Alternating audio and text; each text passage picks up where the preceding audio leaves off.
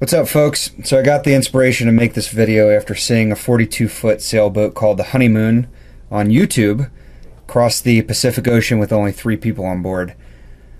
This isn't exactly the Pacific, but one can start small and dream big, am I right?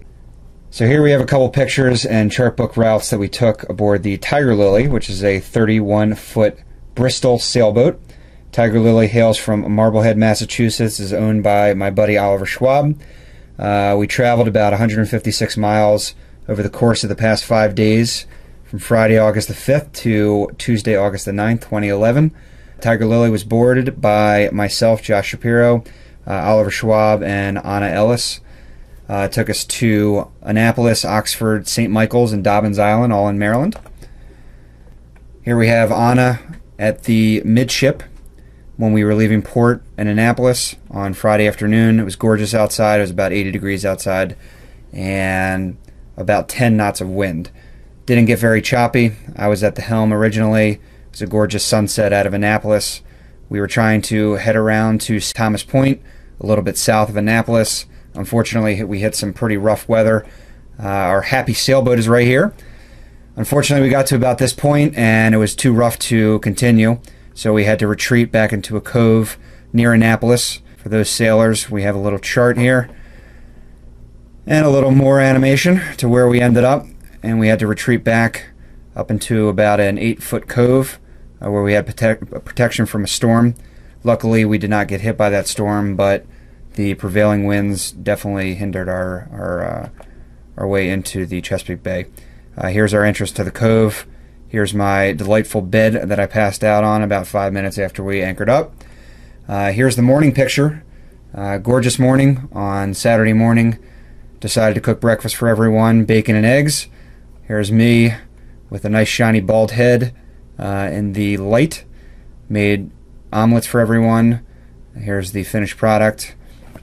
And we decided to leave about 7 in the morning.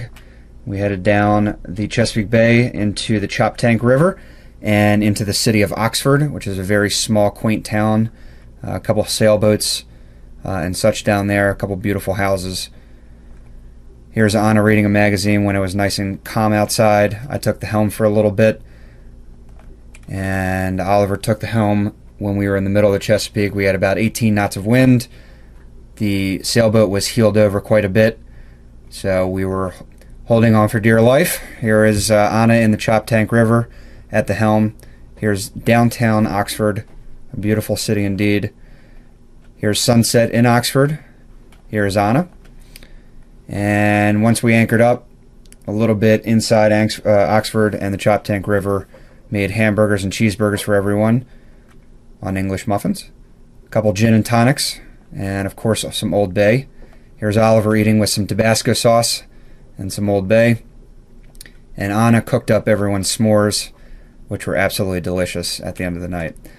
The next day was a little bit different. We originally were supposed to go around Tillman Island, but we decided not to because we heard from a few other sailors that you can actually go through it, and there's a bridge that you can go through. This is when I woke up that morning. It was gorgeous outside. Here's me at the helm trying to figure out where we're going. On the sailboat, we don't use GPS. We only do the old school method of charts. So we ended up going up the river, decided to go in the water in the morning. There's me like an idiot. And we showered in the chop tank. Gorgeous morning outside. Here's Anna trying to dry off. Here's Oliver with a cup of coffee, all chirpy. And this is typical Maryland, Chesapeake Bay crabbing in the morning. See a lot of these boats out there. A lot of, as I said before, there were a lot of gorgeous houses out, so we took a couple pictures of those. It's me relaxing at the front of the ship. Unfortunately, it wasn't very windy out, so we decided to go under power downtown Oxford. Here's Anna relaxing in the sun. Here's Oliver right outside of Oxford in the number 2 beacon, red beacon. There's me with a bottle of Gatorade. We were looking for a point where everyone, it's basically a shipping lane to Tillman Island of boats. We arrived at Tillman Island, called up channel 13 on the radio, and the bridge, we got through the bridge. Here's Tillman Island from a picture on a wall. We ended up docking for some ice. And this is the passage that we took in the morning on the top right. And then when we came back down after we went swimming, we went across into Tillman Island and grabbed some ice. From Tillman Island, we went around Eastern Bay, around the point into St. Michael's. It's about 95 degrees outside. It was really hot. Here's a dog enjoying the nice water and the nice weather outside. I had to take a picture of this boat. This boat's from Jupiter, Florida, which is about half an hour to 45 minutes north of where I grew up in Boca Raton, Florida. Here are a couple people out on the kayak, and another gorgeous house or two at the point, and the Chesapeake Bay is right on the right. Here's some of the narrows. Everyone's in a straight line. It's very shallow around these boats, even though you can't see it from the top of the water. It's about 1 foot down there. Here's Oliver and I, about 95-degree heat. We were going with the waves and with the wind, so the sails were down, engine was on. There were 0 knots of wind, apparent wind, so we did not feel any wind on us. We decided to grab the bucket underway. We got doused with water. It was very refreshing. Here's the number 2A beacon that we were looking for. Again, we don't use GPS, so we try to find these buoys.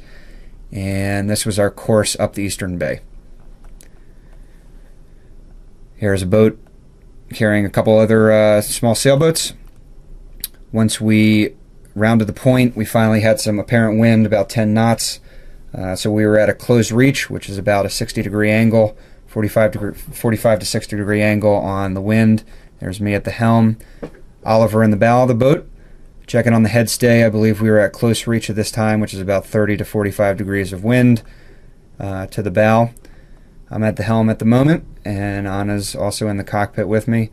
Here's me with the winch. And as we arrive into St. Michael's at night, we were greeted by a couple other people in the water and a couple other sailboats around us.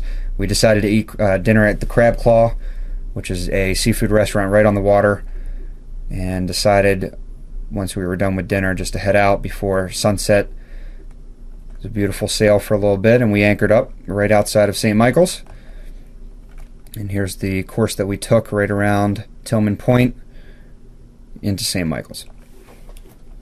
Monday morning came. We left St. Michael's. We went up the Kent Narrows into the Chester River. Our original course was supposed to go northwest. We decided to go northeast just to explore for a little bit.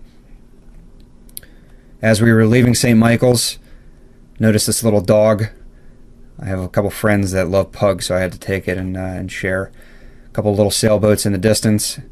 And as we were approaching the Kent Narrows, you can see US Highway 50 and 301, which to a lot of people from Maryland, DC, and Virginia, that's the route you take for Dewey Beach or to Ocean City. So we went under that bridge, and they call it the Kent Narrows because you can tell that it's 1 to 2 feet all around where we were going. Luckily, we did not run aground. And here's the Bascule Bridge, which is the smaller bridge, 18-foot bridge that you have to open up, and then Route 50 is past that. It's about 68 feet or so. And that's a fixed bridge, so it did not open. Red Eyes Dock Bar when we passed. Here's a typical crab fishing boat. And this was a relief to see this marker. This was on the north side in the Chester River. This is the 1KN1 Kent Narrows that you want to see. Once you're past this, you're not in 1 foot of water around you, which is very relieving. When we were going up, not many houses on the northeastern shore of the Chester River, but it was nice to explore. Anna cooked us up some sandwiches. Had to take a picture of that. Beautiful sandwich. And here's the chart route that we took. And once we got up to that point, we decided that it was time to go back. So we ended up going right back where we came from. And we tried to cut Love Point a little too close. It was about 8 feet of water, and the boat takes on about 4.5. So between the keel and the bottom of the river, there were about 3.5 feet of water, which is smaller than a person, which is not very comfortable when you got a couple waves at your bow. So we decided to instead retreat and go around Love Point at the last second, just calling it safe, towards the Baltimore region. And this is the route that we took on Google Maps. Right into the Magathie River there. This is Love Point.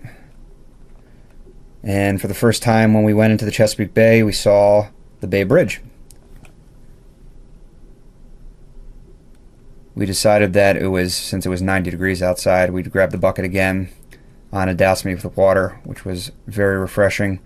On the right here is Baltimore Light, which is if you went to the Patapsco River north of the Magathie River into Baltimore City, that's what you would pass, but instead we kept to the left of it, to the port side of it. And we saw Gibson Island, the point at Gibson Island, which is the point, the mouth of the Magathie River, where we were going to anchor up at Dobbins Island. Once we entered the Magathie and we changed angle, we had a little bit of wind, so we decided to put the sails back up. And these are a few houses on the sides of, on the outskirts of the Magathie River. Absolutely gorgeous. Anna's smiling. It was a gorgeous night out. Here's Dobbins Island on our left side. And Oliver is very, very happy. When we anchored up, we saw a few other boats. Here's my artsy-fartsy little picture from the inside the cabin, looking out.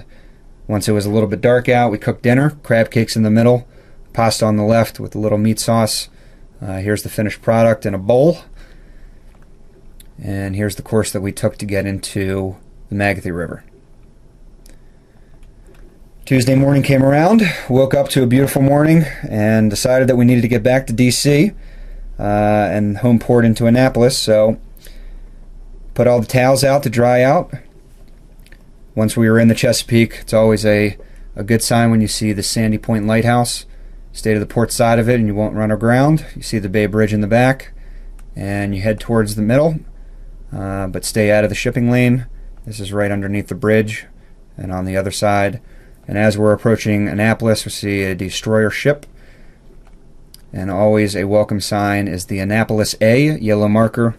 It does not show any depth, it does not have any relevance to depth, but it's easier to see when you're out in the Chesapeake where exactly you need to aim for. And here is the revised plan after the first day of bad weather. We ended up doing 156 miles of sailing and a little bit under power instead of 137, which was the original course. And that's about it. Thanks for checking out this video. Hope all of you get to go sailing at least once this summer, if not next summer. It's always a great time to be on the water, especially with good friends and great weather. Hopefully we'll make a few more of these videos by the end of the summer, into early fall before the boat comes out of the water. Take care.